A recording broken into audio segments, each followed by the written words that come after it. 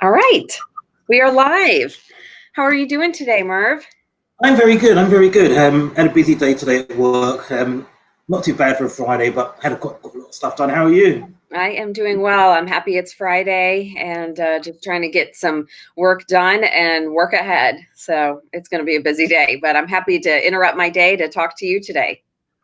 I'm happy to be here. Yeah. Well, I came across you on Instagram and instantly I noticed that your feed was primarily bikes and some cat pictures. So instantly Yeah. I knew that we had some things in common. But there's one thing that I noticed is that I didn't see any racing pictures or finish line pictures. And so I was a little bit intrigued how somebody could be so passionate about bikes but not racing. But who knew that that exists? And Yeah. Oddly enough, it does. I've never been much of a racer in bikes. I love bikes. Always have done. When I was 7 years old. I got 7 or 8. I got my first bike, and I probably had a few silly races as a child with friends. But for me, bikes have always been more of something to enjoy. yeah, I don't have the mindset to race as well. Racing, I see it. A lot of it's about strategy and things like that. No way. To me, it's just get on it, ride it, and enjoy it. And plus, I'm easily distracted as well. yeah. If I'm something in a race, I might see a dog do something, or a dog that I know, or a cat, and I'm like, bam, my brain will go. I want to stop. But no, for me, bikes have mainly always been about just enjoyment of riding. Yeah. Yeah, Well, I you think do. that's great though. Yeah. Yeah, you do have some of the same sort of mindset as a racer in that you still want a decent, very good bike. You still want very good kit. You still want to be comfortable on the bike. You still want to have your Garmin, your high tech stuff. You still want to be aerodynamic. But the urge to beat someone and to be the best and be first just isn't there. To me, it's about just the enjoyment of things like that. That's great. That's great to hear. Well, you have a very interesting background, and I'm really looking forward to hearing some of your insight and opinions and thoughts on some of the topics that we're going to discuss today. So, thank you so much. And just Me to again. kind of start off, I'd love to learn a little bit more about you. What do you do for work, and what are some of your adventures and epic travels that you've been on through the years? Right, okay, yeah. I work as a financial controller for a furniture design company. And what we do is we install seats into airports, ferry terminals, train stations. That's the bulk of the business. So it's completely global. We work all over the world. Unfortunately, I don't get to travel, but the rest of the team do, especially on the installations. They've been to Japan, Guam, Korea, Africa. Recently, we were in Senegal, Senegal recently. Yeah, Senegal before. Botswana. We sent people out to South America as well. Not much in Australia, that part of the world, and China. We have done installations there, but that's the main thing I do. And I said I run the finance department there. Nice. And so when you're not working, you have an exciting hobby of traveling. And so what are some of the adventures and epic travels that you've been Yeah, on? I love doing point-to-point touring and traveling, which is different from a normal go somewhere for 2 weeks. When you're doing point-to-point traveling, you start off in one place, and well, you're traveling across the country. So I've done it on motorbikes, I've done it on bicycles, and I've done it by foot as well, which is hiking. Foot's been a very hard one. Hiking through the Himalayas in Nepal, that was very beautiful country. Beautiful country. Very hard work to hike there though, I because bet. it's the altitude and the foothills. You start feeling you're in jungle level, so your breathing is different. Then you've got when you get further up into the mountains, and you do get into the foothills, you've got the altitude and the cold at night. Beautiful place to hike. I've also did hiking through Sahara Desert, which different environment, different set of troubles, because Yeah. then you're you're hiking with a point that could be 50 kilometers away. Wow. And desert travel is very difficult. If you stray just a few feet off, you could end up going quite a long way out from where you should actually be. Wow. Um, we did that with camels. carrying our gear, and during the day we would just hike with our rucksacks with our daily stuff on. That was a good one as well. And another good trek that I did before, a long time ago, when I was young and could actually do these things, was a 6-month road trip across America. And started off in This is New on a York. motorcycle, right? Yeah, that was on the back of a motorcycle that I bought. Started off New York area, New York, Philadelphia area, Pennsylvania area, all the way down at I-95 to Daytona Beach. Then from there, across the country, through the south, all the way to the Grand Canyon. Then from the Grand Canyon, a big diagonal from there, from Flagstaff, all the way across back to DC. That was probably the best 6 months of my life. Wow, that is great. Wow. Yeah, it was incredible. It was so much to see, so much to do, and such interesting people as well to meet. Yeah, that's one of the great things about traveling, the food, the people, the culture. I'm itching to travel again. So have you always lived an active lifestyle? You'd mentioned that you don't race bikes competitively. So what is it that gives you this thrill or excitement or passion for bike riding and hiking and doing some of these adventurous activities? Danger freak. That's part of it, actually, I think. Sometimes it's a bit extreme. Some of the places I've been hiking, or the motorcycle riding, or just even riding a bike normally can be a big risk. So sometimes there's a bit of a danger freak in there. I have always been active though. I've always loved sports, even as a child. Obviously, played football, soccer, whatever you want to call it.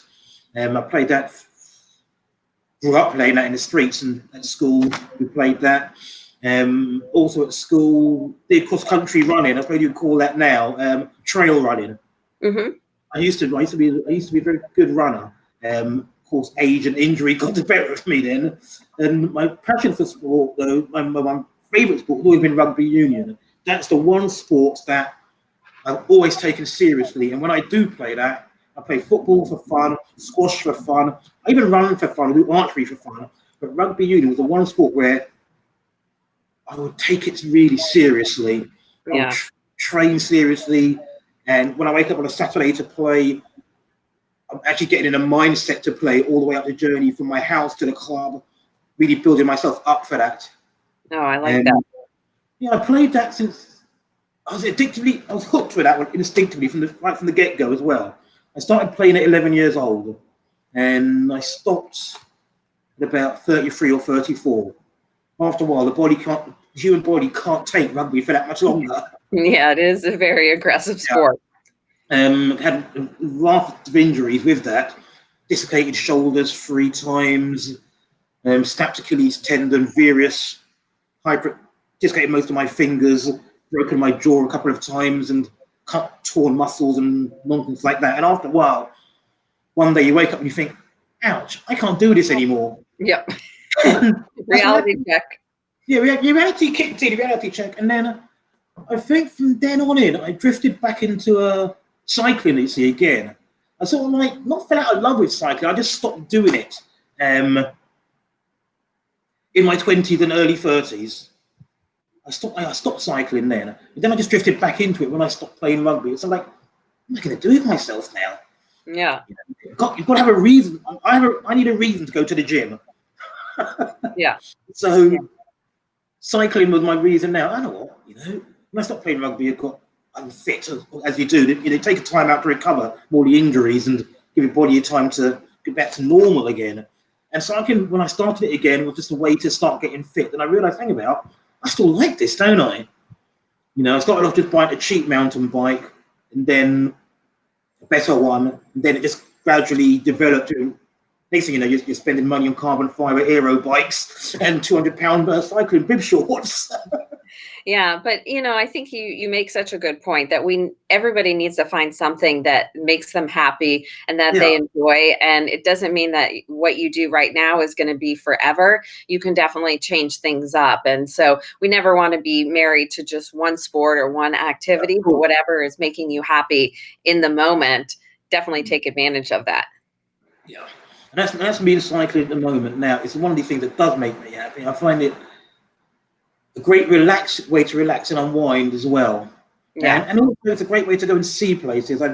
Since I've started it, I started doing more cyclo touring, point to Yeah. point touring. I've done it through Italy, I've done it in Spain, done some trips in Holland. I've had trips cancelled to the US and just had to cancel one to Canada, which is due for next month. We're going to need to cancel that, but it's given me more impetus as well to actually get out and do things, and now I'm back into cycling. Yeah. And what is the cycling culture like in London? In the United States, I would say that there are segments of the population in communities that are bike friendly, but as a whole, I would say that our cycling culture isn't very strong as it is in other parts of the world. We're really lucky that where we live in Greenville, South Carolina, it's very bike friendly. We have some amazing places to see when we go and visit Carell's family in Czech Republic. We do a Yeah. lot of cycling there, and it's absolutely beautiful. So what is it like where you lived, and has it changed over the years? Yeah, it has. England doesn't really have its own cycling culture. The way you find one in Italy or in France, or Hmm. you find and in the Netherlands as well, and Belgium, they have their own cycling culture. England doesn't really have one. So what they've done is, because cycling has expanded in the last 10 or 15 years. Since, in effect, we started, English people started winning the Tour de France and winning all the Olympic gold. All of a sudden, everybody wanted to cycle again. And so what we've done is we've stolen bits of other people's culture Yeah. and to make our own. The coffee shop culture, for example, that's not an English culture. That's something, that's the coffee and bike ride culture, something we've stolen from the Italians. No one will admit it, but you'll find that in Italy, everybody does that. But here, that's not a very English thing to do. Yeah. So our culture is very strange. One thing I noticed when I was in America motorcycling riding was every time you saw another motorcyclist, you'd wave them, acknowledge them. They'd return the greeting. In England, that's again not something that happens. I've seen that happen in Italy, in Spain, in France, in Holland, where groups will acknowledge each other. In England, that's not something that happens very often, and there's a bit of a split between that. I've noticed that recently, especially in some of the Twitter feeds that I follow. Some people saying we should do that more. It's friendly, it's nice. Other people are saying, well, not really, no. Just because we're riding bikes, there's no kinship between us. I don't agree with that. No. Yeah. I think if we had more of a culture like that, it would make the club environment more friendly and just a general road environment more friendly as well. Yeah. Well, for someone like yourself who's so passionate about bikes, what advice would you give to other communities or groups to help get more people on bikes? I mean, with this virus going around, we do see that the bike shops are booming and people are wanting to get outside and ride bikes, but how can we keep people on bikes? The first thing we need, sorry, in my throat, is better cycling infrastructure. People, I mean, around here, the roads aren't designed for bikes. The problem with London is this. London was last rebuilt after the Great Fire of London in 1667, 1668, hundreds of years ago. So the roads weren't designed for bikes. They were designed for the old horse and carriage. So some parts of it in London, more affluent parts, get these lovely wide roads. And in other parts, you get the narrow streets. Mm-hmm. You get alleyways, streets that don't actually go anywhere, or it just end up in muses, things like that. If they had better infrastructure, it would get more people out there, which means primarily you need better cycle lanes. Mm-hmm. If you can segregate the motorized traffic from cycling, the cycle traffic, it would make people who are not confident on bikes more willing to get out. Yeah. What I noticed at the start of this COVID lockdown, when there was a lot of traffic had been reduced in central London, people were just staying away. You saw a lot more young families with young kids on little kids' bikes going around together, doing not the school run, just going to the parks, exercising to get out. There was a lot more young women on bikes as well. And we have a cycle hire scheme in the city, and people are using that as well. Once the traffic started building up again, those people that were new to cycling and just enjoyed the decent weather and the empty roads, they all disappeared. If we have safer roads for people, that would get people out there more than Yeah. anything. Get the culture, forget anything about it. You need safer streets. Yeah, definitely. Yeah. Yeah, there definitely needs to be a push to, and that is true here as well. Yeah, Is that people want to ride bikes, and so they bike on unsafe roads, or it's just not appropriate even for commuting when somebody has the bike as their primary vehicle. yeah. Yeah. I mean, Um, what yeah, go on. we have here about the roads, we do have some cycle lanes.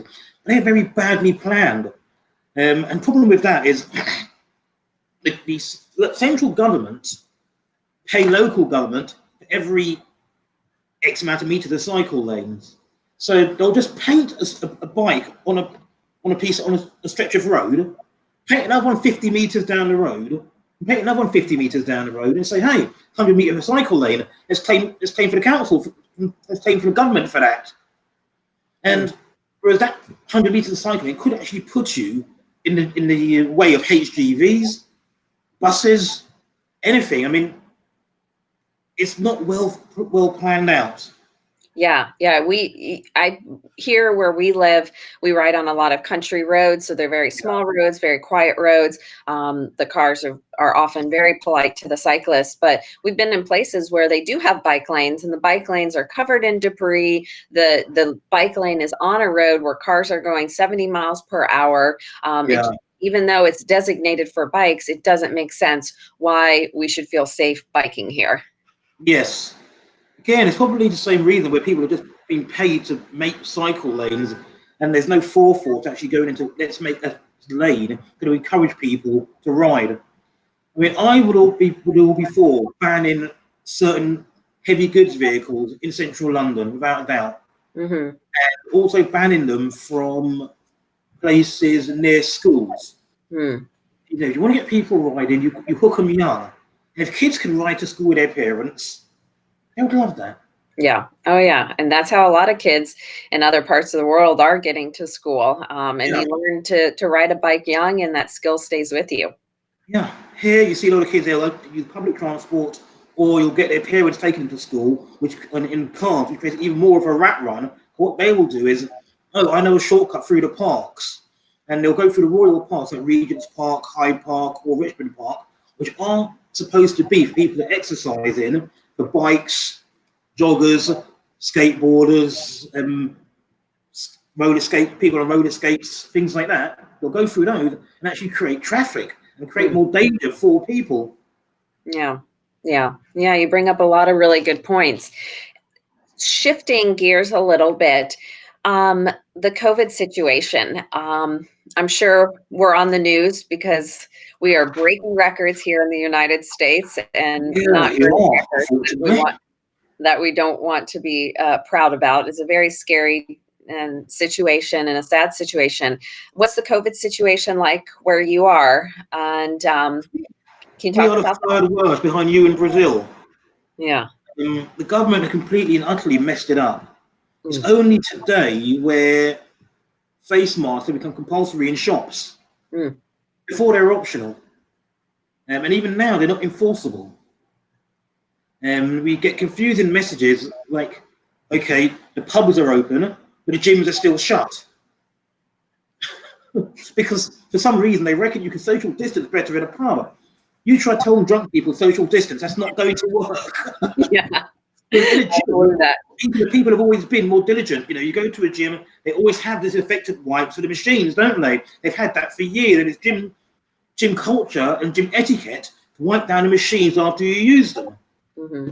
So the gyms are shut still. The swimming pools, the enclosed swimming pools are still shut, Mm. but the pubs are open. They have messed it up. I understand why they've made mistakes, because obviously you do have to keep the economy moving, but I think the economy can survive without alcohol. Yeah. And do you think that because of all of this, has it encouraged more people to get outside? Do you feel like people are more active there? It was at first. I noticed at first when there was less traffic around, and when people are under enforced lockdown and were told to get out for an hour a day, a lot more people are getting out for an hour a day, jogging and cycling. Now less so because we're no longer under enforced lockdown. You now are allowed out willy nilly in effect. So the people that were out at first, making the best use of the 1 hour a day they were allowed to go out, they sort of dwindled down a bit.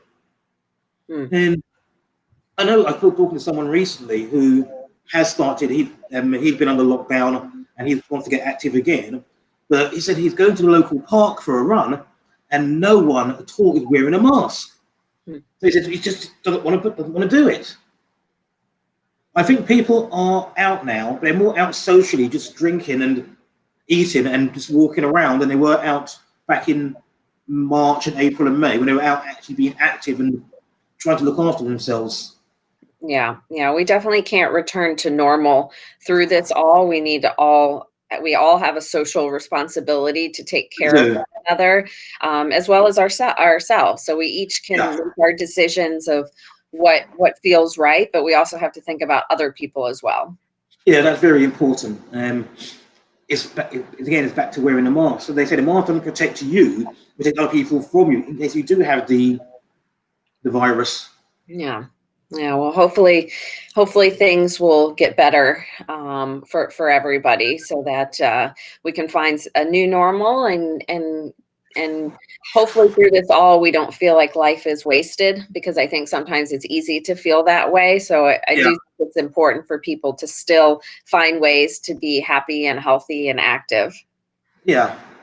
I mean, what I've been doing is it, dragging out my commute. So I leave the house actually earlier than I would normally, Oh, sometimes that's a half good an hour, idea. an hour earlier, and to spend that extra 1 hour in the morning just riding my bike around the park or around the streets. Oh, I like that.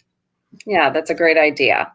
Yeah, it means I do a lot more mileage than I do as well. I'm lucky as well. I get to the office and we've got a shower in the office. A lot of places don't have simple facilities like that for staff Yeah, to cycle in.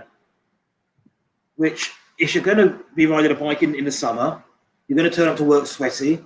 yeah, That's not a nice environment to sit around in, is it? So people do actually need facilities like that. yeah. I mean, it was Oh, the for case where sure. some of the gyms were offering that facility where you can come in and shower. Now the gyms are now shut. Yeah. There you go. Yeah. Yeah, it makes it tough for a lot of people. Yeah. Yeah. Now, switching gears once again, I'd like to talk about the Black Lives Matter movement, and what is that like where you are? Here, it's very big. It's on the news quite often, and it is a very important topic that we should continue to talk about. What is your perspective on it? What is it like where you are? I've been following the movement for a good few years now, obviously, for obvious reasons. Um, when it first tipping point here a few months ago, again, like it was all in the news, it was all over the place. You couldn't turn on the TV without hearing of it. You couldn't turn on the radio. You couldn't click on the internet without seeing it. But it's died down very quickly here.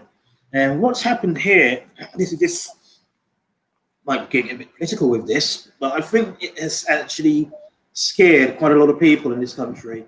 Hmm. And so what a lot of the press have done is they have tried to change the message the movement are saying that, okay, they want to defund the police. They're a Marxist movement. They're an anarchist movement.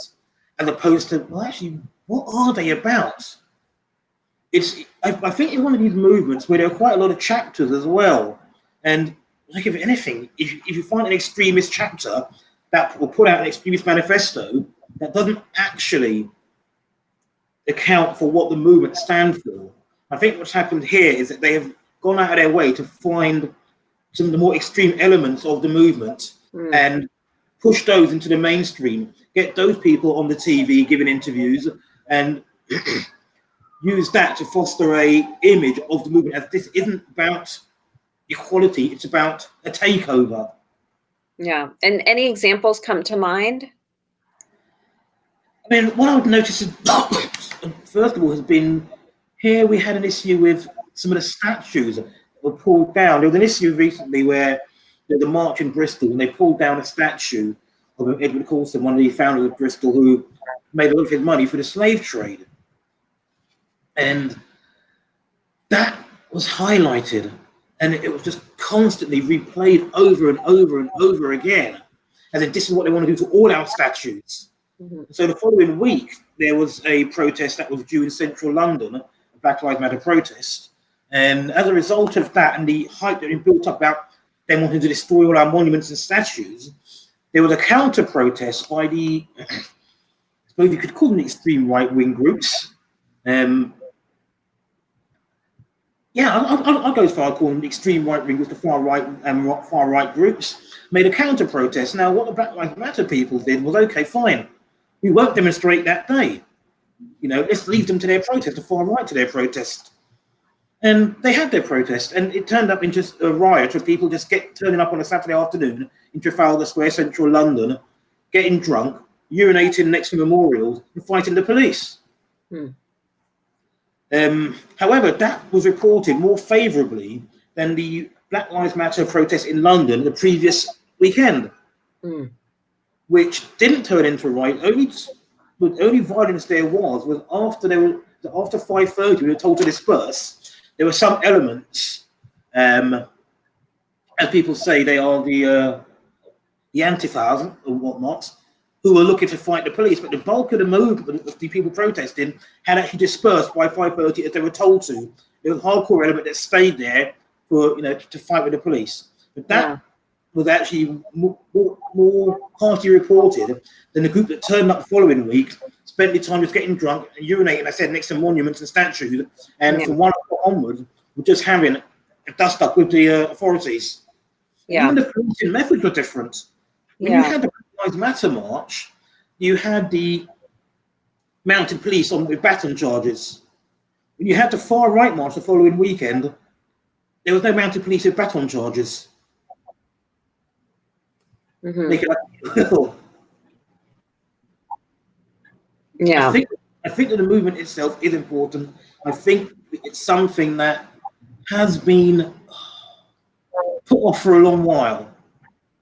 I think with a lot of the equality issues, with LGBT issues, with feminism issues, a lot of them have been put on the back burner for a long while. It's always been a case that we can appease a part of it, we can keep the rest of it under wraps. And then you've got groups like I said, the Antifas, Momentum, there's a far left group here, and people have been using those as bogeymen, saying that they are behind all these groups. Yeah, it is a tough time, and I think people's voices really need to be heard. So, for people to say, like, why are we still hearing about this? Well, these are very important topics that need to still be in the light, and because media is portraying the more popular image, or the more trendy image, or the more eye-catching image, what would you like people to know about this movement? I'll say primarily, one thing they've said about it is that it's a racist movement. It's against white people. It's against so and so. It's not. The movement itself has always been against police violence. The police violence perpetrated by, don't matter the colour of the police officers involved, more because just the act of the violence itself. If you look at the, I don't know if you're aware of this one, the Freddie Gray case, which is one of the ones about 3 or 4 years ago. You look at the makeup of the 6 officers involved, who were all charged and acquitted, or didn't even go that far. Yes, they were acquitted, actually. I think 3 of them were black. One of them was a woman. So it's not about gender, it's not about colour, it's not about religion. It's simply about the abuse of power by people in power. Yeah, very well said. We can't trust our police. Who can we trust? Right. Yeah, I really appreciate your perspective on that. Well, is there anything else that you'd like to share? I mean, I feel like I could talk to you forever. We definitely hit some heavy topics today, but some good ones, and then threw in cycling in there as well. Is there anything else that you'd like to talk about or share? Yeah, a couple of little things, really. I've been reading some stuff about what we were talking about earlier on, about cycling and getting people into it. There was a recent study done a couple of days ago which is very encouraging for people like us, because they say 77% of people in Britain would actually support changes to physical infrastructure to get more people actually riding bikes. 33% of people said they would drive less if there was better infrastructure for commuting and for getting people on bikes. And I think what we need to do is actually start putting pressure on our authorities, on our mayoral authorities, our councils, and ultimately our governments, that they need to take this movement seriously. They need to actually start investing properly in proper infrastructure. One of the things they've been saying about COVID is it's been attacking unhealthy people, especially in the UK. They look at these statistics of people dying. They said, if you're overweight and over a certain age, you are a lot more likely to not recover from the illness. Yeah. So get fit. Yeah. Yeah, that's very true. Yeah. They need to put in place cheap ways of getting people to get fit. We know gyms are closed now. They did bring out a cycle voucher scheme. We said to people, if you've got an old bike in the shed, here's £50, take it to your local bike shop, get it tarted up, get it back on the road. That's all well and good. But you need safe roads. Yeah, and I think we're kind of missing a big message with the virus going on, and really encouraging people to be safe, which is important, but also we have neglected talking about healthy habits. We're not hearing about good nutrition habits that we can be focusing on right now, and good exercise habits, and why these things are important. Good eating and good drinking. What? Good eating well, drinking well, things like that. Yeah, definitely. We need to keep those habits up. Yeah, it really would help. I think it's all about adjusting now for people to take a totally healthy lifestyle now, and hopefully this COVID thing will give people a kickstart to do that. It's a nice thing to say. Yeah. Anything else you'd like to talk about? To be said. Is there anything else? Anything for you? I'm sorry? No, anything you want to mention? No, I think that this was great. I really enjoyed talking to you and hearing your perspective. I think that you bring up so much great knowledge and information about these really important topics. But also, I think what's so great about this interview is somebody overseas and providing your perspective, because the issues that we're experiencing right now, they're not just secluded in the United States. They are global issues. And so to hear that you are experiencing the same issues that we are experiencing here in the United States just is a reminder that we all have to work together. It's not just about, oh, this person will take care of it, or it's only here. We all have to make a difference in this world, and we all can. That's very true. And you're right when you say everybody's experiencing the same thing. It would be wonderful if these governments that we have will put aside their little squabble, their little nonsenses, and say, I know what we'll do. Let's work together. Let's develop a cure together. Let's, pool all our resources, pool all our knowledge, all our brains, and do something that benefits the whole world. Yeah, absolutely. Wouldn't that be nice? Yeah. Well, where can people learn more about you or follow you? I am on Instagram. Look at it. Wanted to jump up and join. Yeah, I am on Instagram. Merv.Charles 1970. I think. I can never remember that one. And that's where you'll find all my cycling pictures, my cat pictures, occasional dog photographs as well, and pictures of cakes and stuff like that. I'm also a big foodie. That's great. I'm also on Twitter, but you may want to avoid my Twitter feed because that can get a bit vociferous at times. That's what Twitter's all about. I'm not active on Twitter, but I know many people love it. Yeah, I love it. It's a chance to, like I said, argue politics with people. Yeah. Had a couple of Twitter bans, but there you go. Yeah. Sometimes you just got to speak your voice. Yeah, sometimes you do. And if they haven't banned Trumpy, I don't see why they're banning me. Well, it was such a pleasure talking to you. I hope we can Likewise. connect again. I'll keep following you on Instagram, and Likewise, yeah, hopefully we'll meet up somewhere on a cycling adventure. that'd be lovely. All right. Well, take care. Thank That'd you. be great. You have a great rest of the day then. Okay. Bye-bye. Cheers. Speak to you soon. Bye.